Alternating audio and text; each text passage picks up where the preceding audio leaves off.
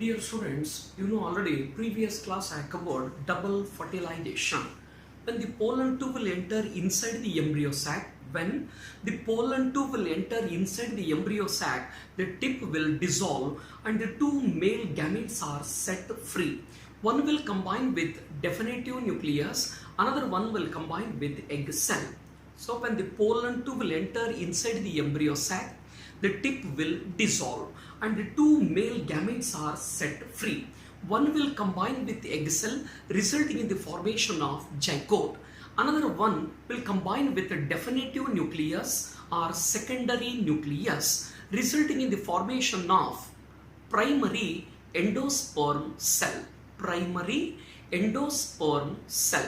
Followed by that, you have come across two important matter where I put forward coconut as an example.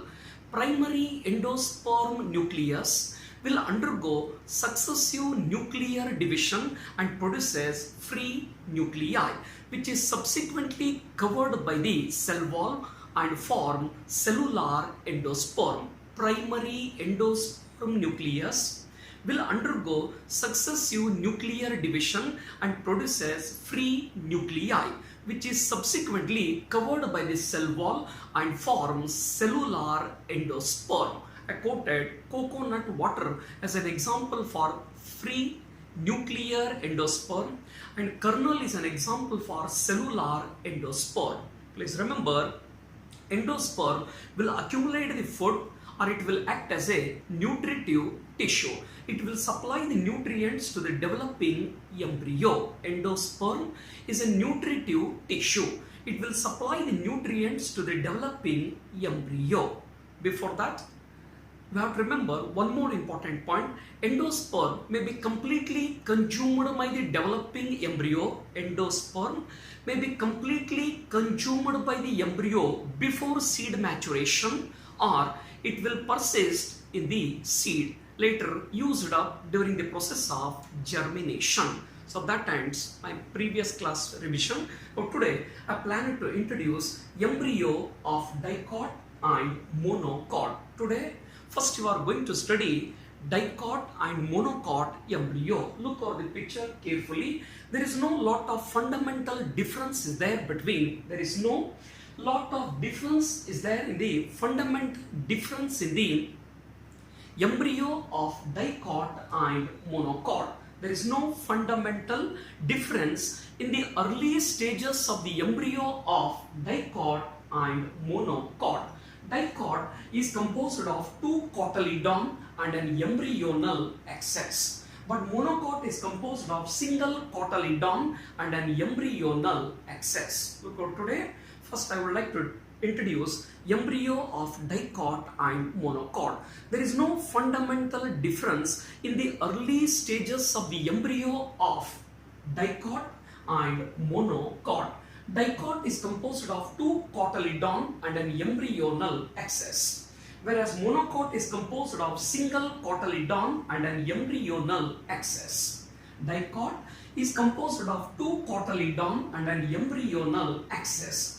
Portion of the embryonal axis present above the cotyledon. Portion of the embryonal axis present above the cotyledon is called as epicotyle, which terminates with plumule.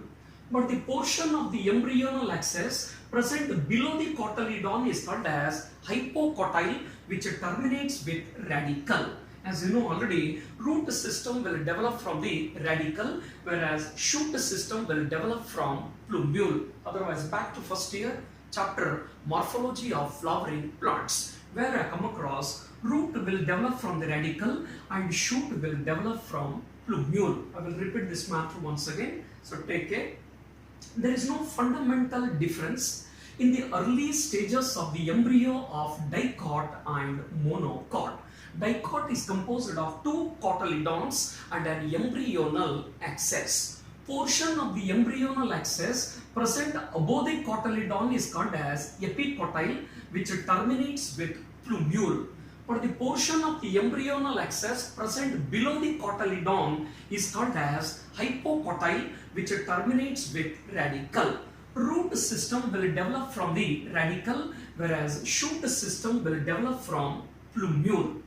So you know already longitudinal section of the root in PUC first year chapter morphology of flowering plant, where the tip of the root is covered by a sort of cap-like structure or a thimble-like structure known as root cap. The tip of the root is covered by a cap-like structure or a thimble-like structure known as root cap. It will protect the tender apex of the root as it makes its way through the soil. The tip of the root is covered by a sort of thimble-like structure known as root cap. It will protect the tender apex of the root as it makes its way through the soil. Next, second matter is embryo of monocot. Under that common example they are quoted, that is grass. It is composed of single cotyledon and an embryonal axis. Cotyledon is present towards the lateral side of, it is present on the lateral side of the embryonal axis. Cotyledon is present towards lateral side of the embryonal axis. Alternate name for the cotyledon in case of monocot is scutellum. Alternate name for the cotyledon in case of monocot is scutellum. But the lower down it is having radical and root cap, which is protected by coleorhiza. Same way, shoot apex is protected by coleoptile. Look here. Longitudinal section of the embryo of grass is composed of single cotyledon and an embryonal axis. Cotyledon is present on the lateral side of the embryonal axis. Alternate name for the cotyledon in case of grass or monocot is scutellum. Lower down, it is having radical and root cap, which is protected by coleorhiza. Same way, shoot apex is protected by coleoptile. So that ends embryo of dicot and monocot. This monocot they have arisen in CET examination. Now followed by that, I decided to introduce artificial hybridization. Followed by this, I planned to introduce artificial hybridization. Artificial hybridization.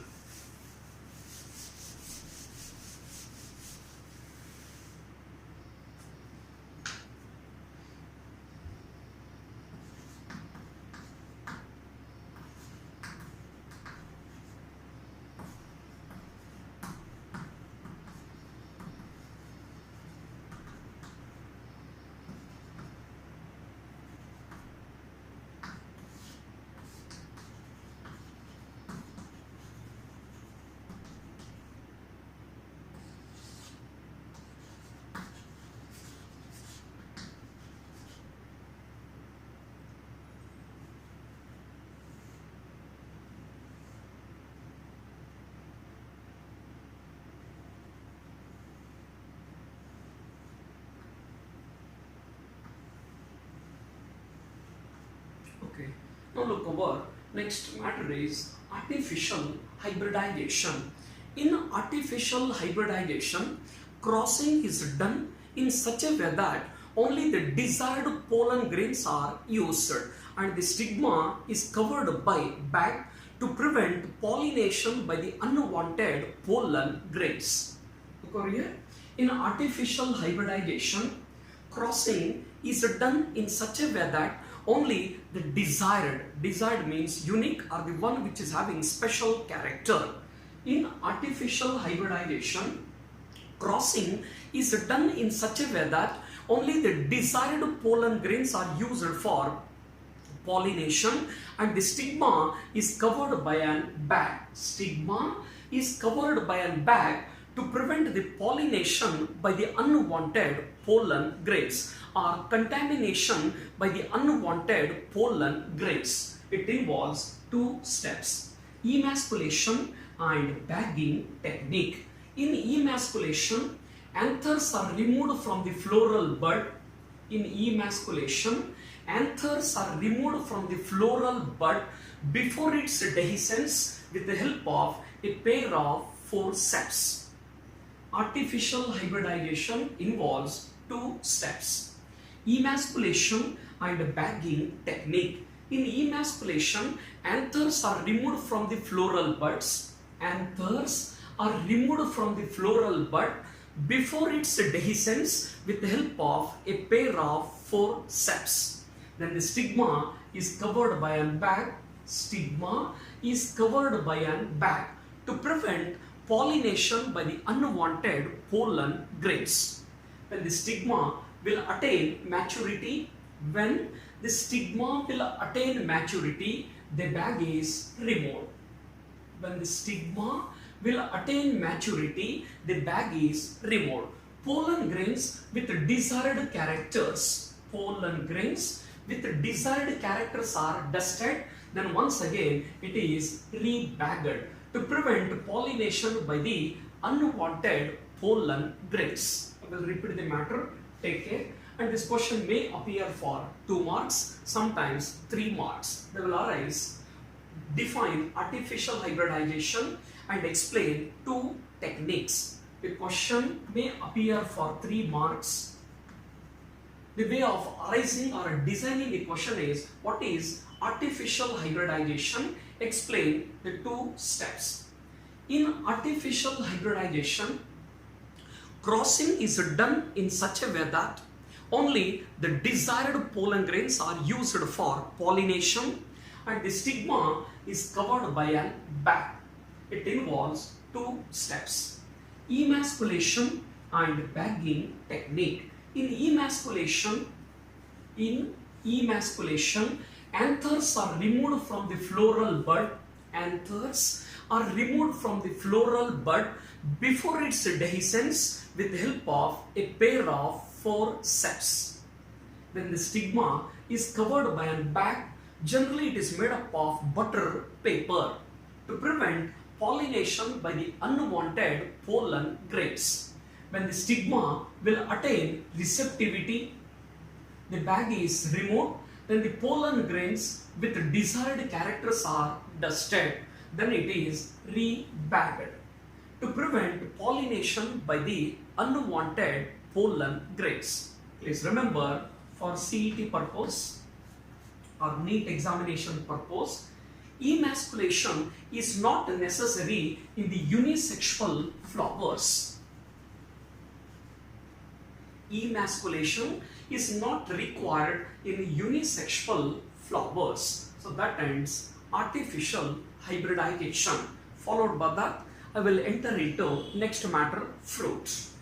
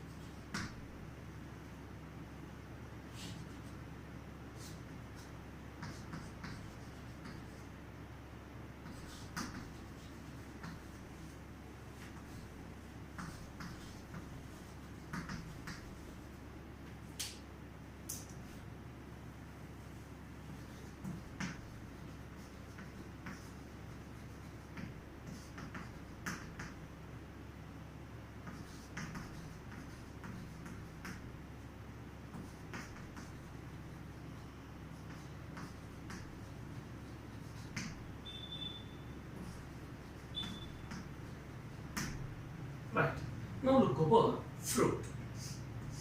So already the same matter we have come across in PUC first year in chapter Morphology of Flowering Plant. Now look, our next matter is fruit. Already the same kind of information you have come across in Morphology of Flowering Plant.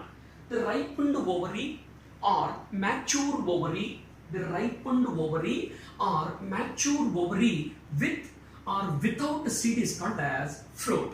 The ripened ovary or mature ovary with or without seed is called as fruit.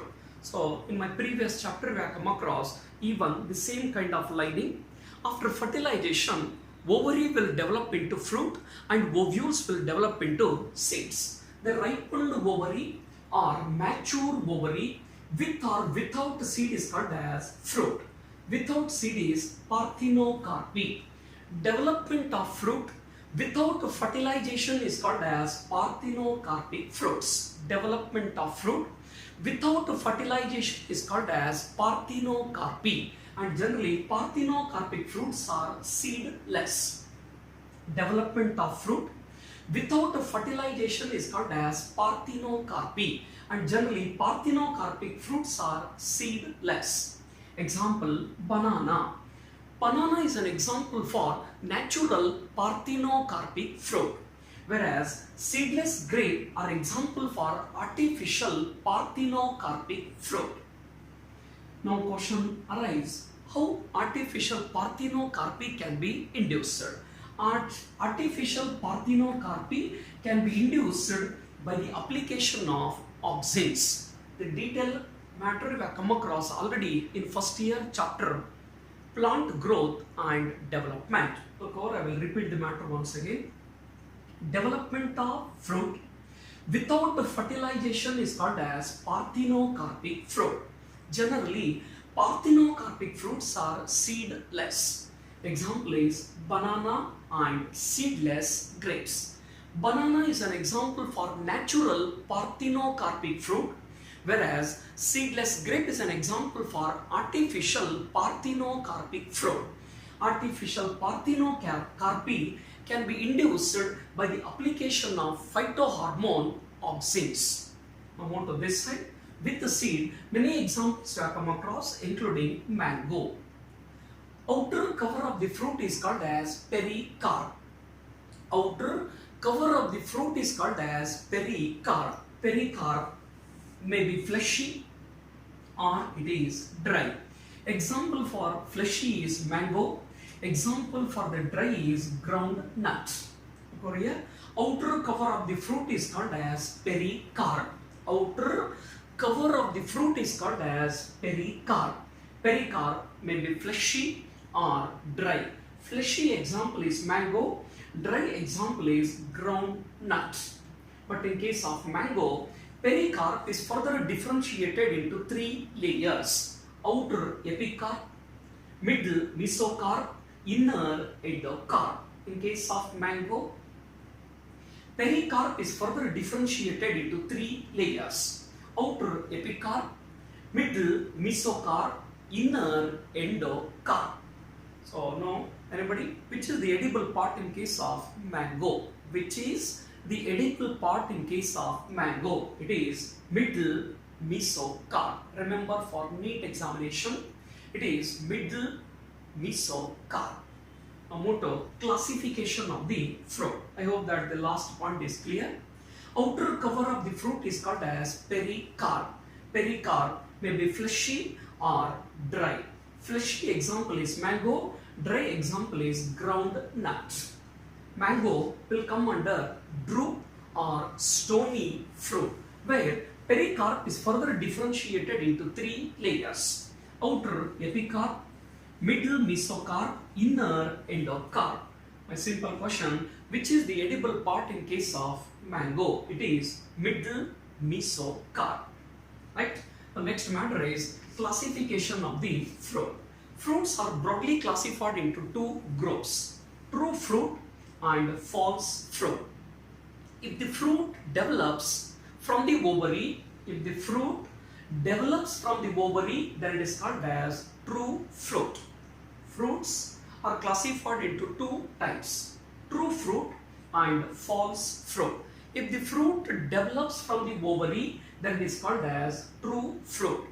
If the fruit develops from any part of the flower other than the ovary, is called as false fruit. If the fruit develops from the ovary, then it is called as true fruit. If the fruit develops from any part of the flower other than the ovary, is called as false fruit or spurious fruit or pseudo carp. Many examples are there, but in your new NCERT, they have put forward 3 examples: apple, strawberry and cashew. Apple, strawberry and cashew. Please remember, for competitive examination or for CET purpose, the edible part of the apple and strawberry is thalamus. The edible part of the apple and strawberry is thalamus.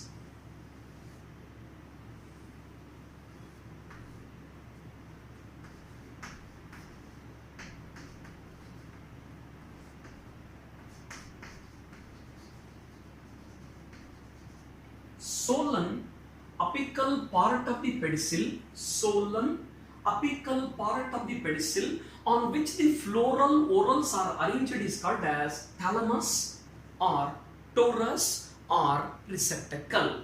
You know this pedicel, stalk of the flower is called as pedicel. Solan, apical part of the pedicel on which the floral whorls are arranged is called as thalamus or torus or receptacle. So that ends fruit. I will provide you, if you want I will provide you a revision, but I am expecting that it is not necessary because the same matter you have come across even in first year under chapter morphology of flowering plant. Next I will switch over to seed. Next matter is seed.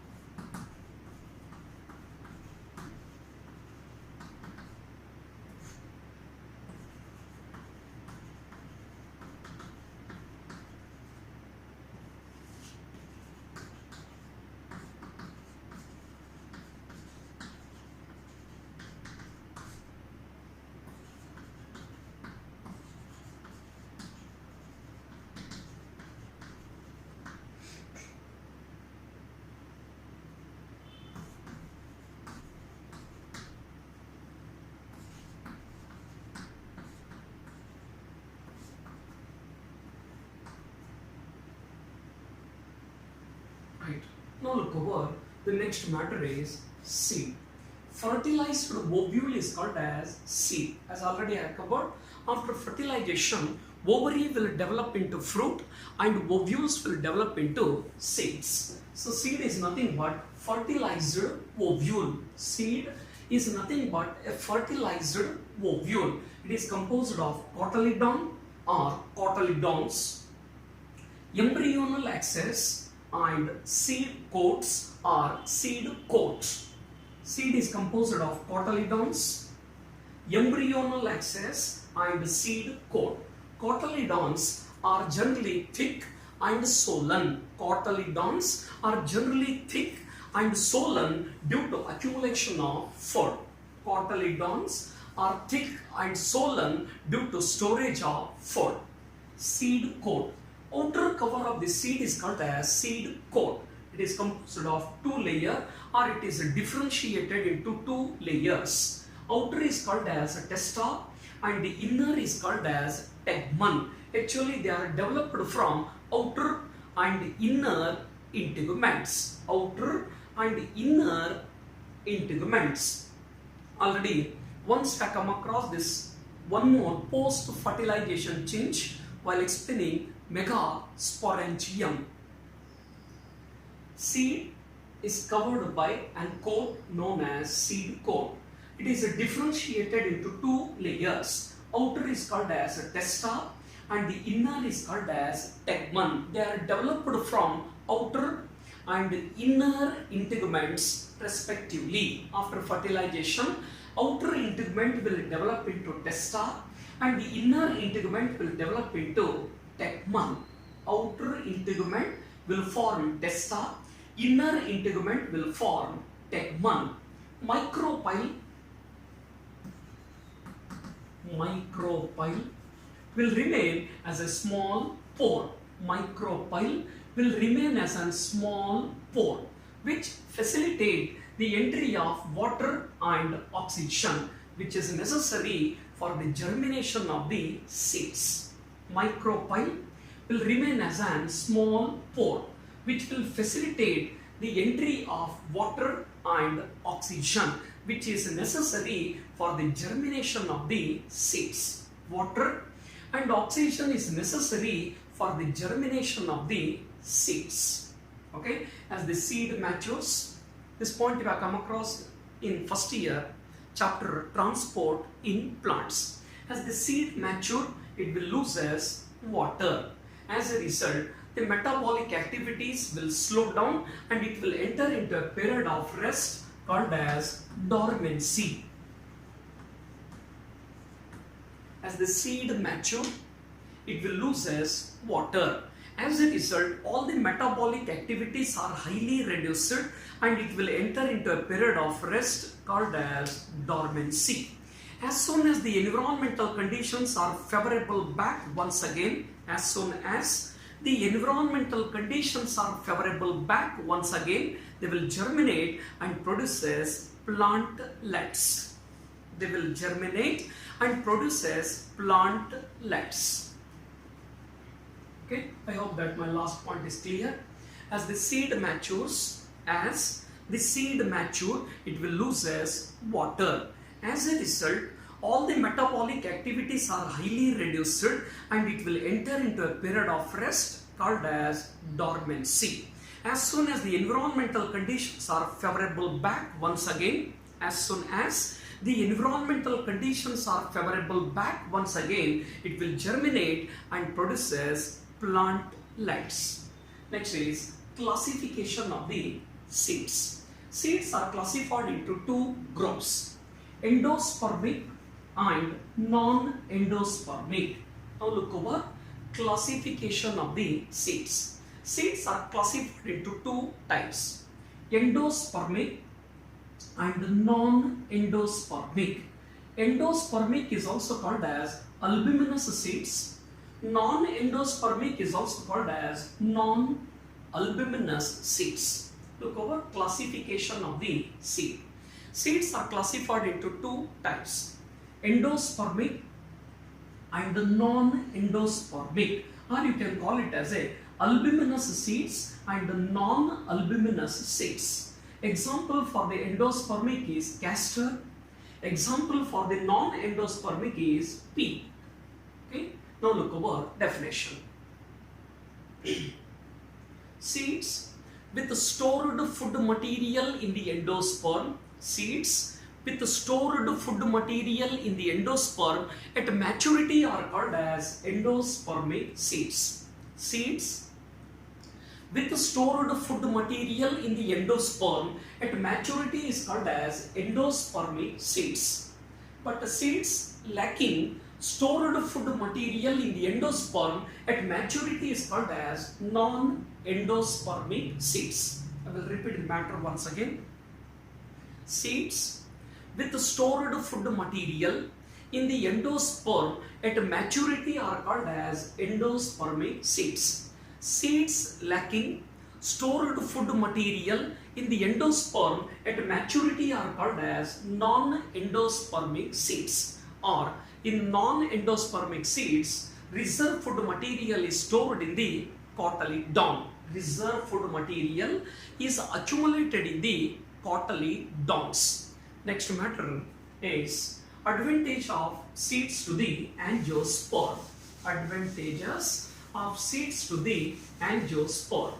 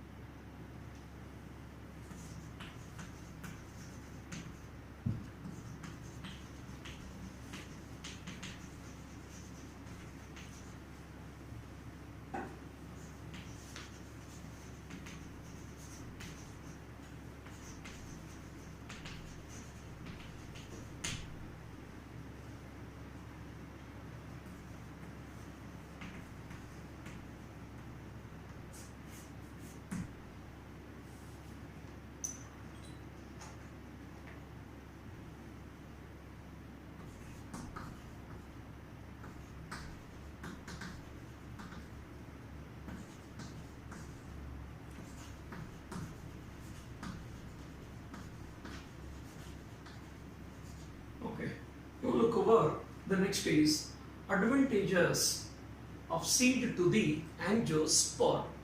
Advantages of seeds to angiosperm.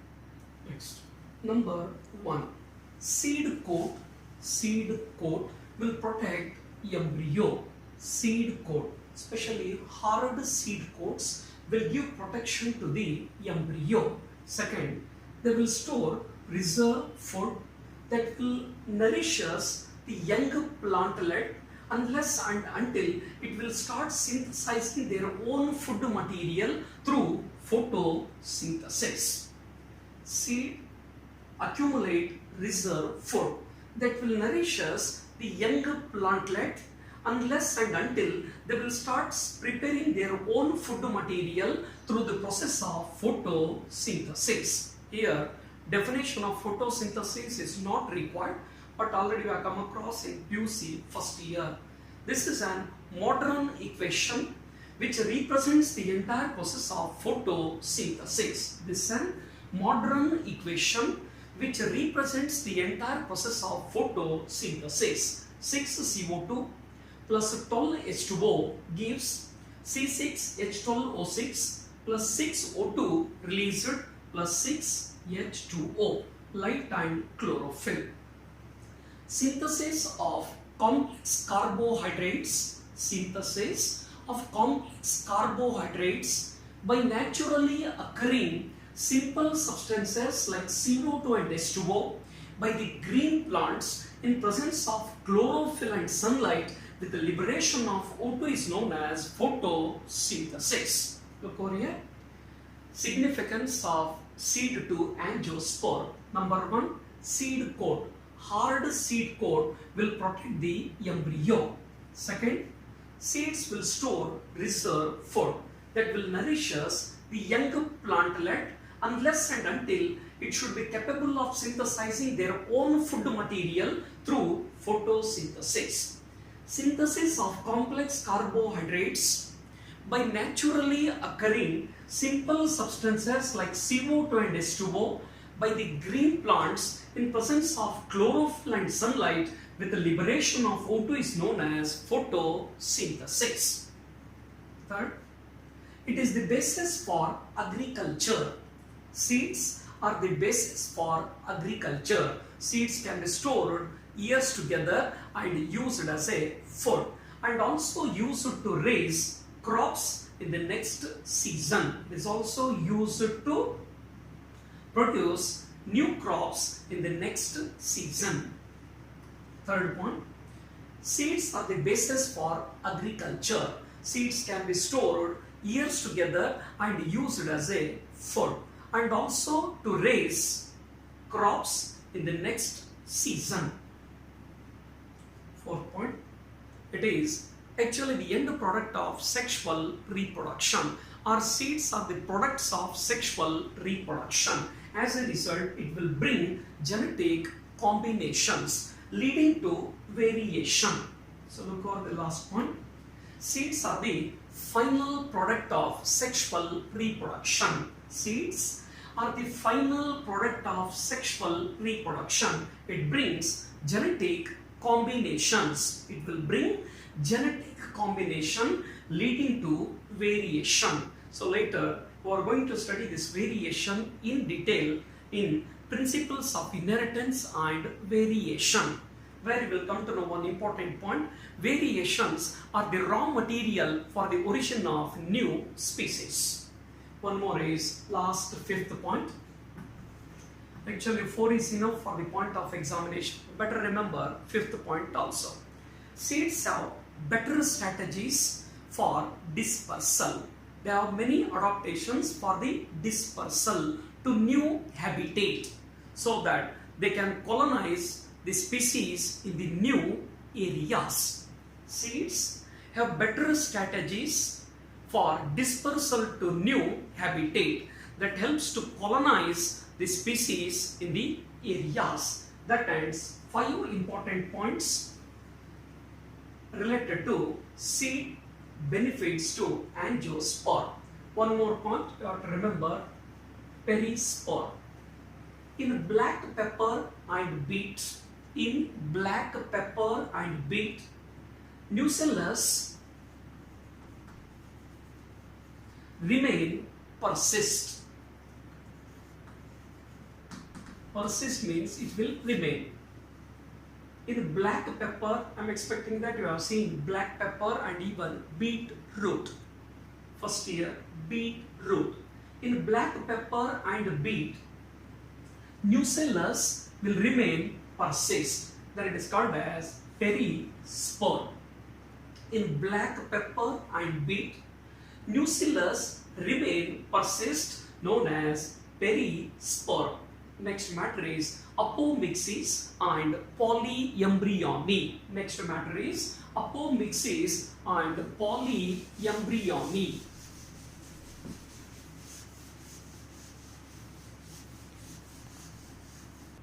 So next matter is apomixis and polyembryony. Apomixis and polyembryony.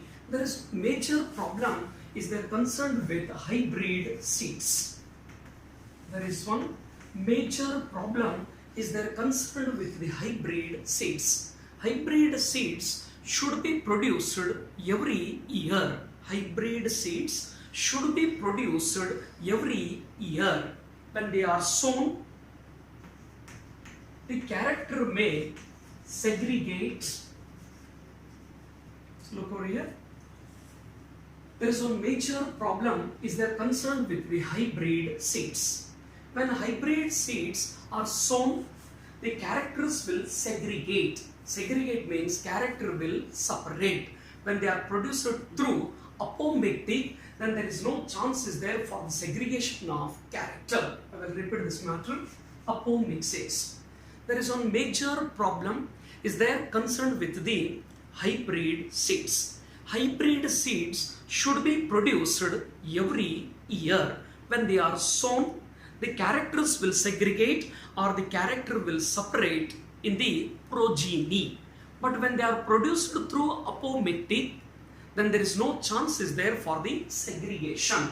So the process of formation of seed without fertilization is called as apomixis. The process of formation of seed without fertilization is called as apomixis. It is noticed in the members of the family Asteraceae and grass. It is noticed in the members of the family Asteraceae and grass. Last word is polyembryony. Look over the name, you will get an idea. Poly means many. Embryo is nothing but multicellular zygote. Existence of many embryos in a seed is called as polyembryony. Existence of many embryos in a seed is called as polyembryony. Existence of many embryos in a seed is called as polyembryony. In citrus and mango varieties, nuclear cells will multiply and project into the embryo sac. Nuclear cells will divide and project into the, or they will protrude into the embryo sac and develops embryo.